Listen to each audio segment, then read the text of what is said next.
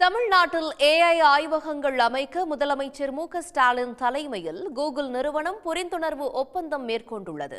அரசு முறை பயணமாக அமெரிக்கா சென்றுள்ள முதலமைச்சர் மு.க.ஸ்டாலின் சர்வதேச நிறுவனங்களின் அதிகாரிகளை சந்தித்து தமிழ்நாட்டில் முதலீடு செய்ய அழைப்பு விடுத்து வருகிறார். அதன் பலனாக நேற்று முன்தினம் ஒரே நாளில் மட்டும் பல்வேறு நிறுவனங்களுடன் 900 கோடி ரூபாய் முதலீட்டிற்கான புரிந்துணர்வு ஒப்பந்தங்கள் கையெழுத்தாகின. இந்த நிலையில் அங்குள்ள உலகின் முன்னணி நிறுவனங்களான ஆப்பிள், கூகுள் மற்றும் மைக்ரோசாப்ட் அலுவலகங்களை முதலமைச்சர் மு.க.ஸ்டாலின் நேரில் பார்வையிட்டார். குறிப்பாக மைக்ரோசாப்ட் அலுவலகத்தில் தமிழ் பாடல் ஒலிக்க உற்சாக வரவேற்பு அளிக்கப்பட்டது.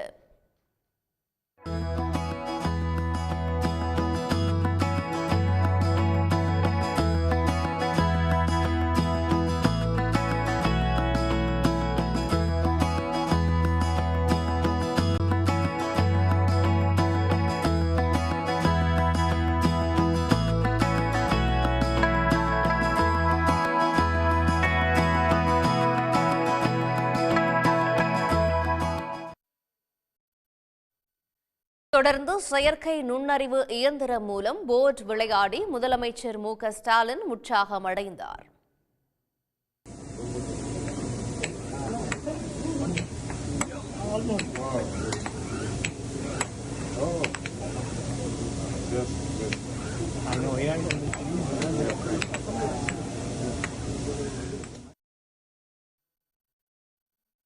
தொடர்ந்து கூகுள் நிறுவன உயர் அலுவலர்களை சந்தித்து பேசிய மு.க.ஸ்டாலின் தமிழ்நாட்டில் முதலீடுகளை மேற்கொள்ள அழைப்பு விடுத்தார்.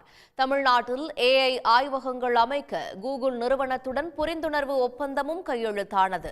மேலும் தமிழ்நாட்டில் தயாரிக்கப்படும் பிக்சல் 8 போன்கள் உற்பத்தியை விரிவுபடுத்துவது குறித்தும் கூகுள் நிறுவனத்தின் பிற தயாரிப்புகள் மற்றும் தொழில்நுட்ப வசதிகளை தமிழ்நாட்டில் தொடங்குவது பற்றியும் விவாதிக்கப்பட்டது.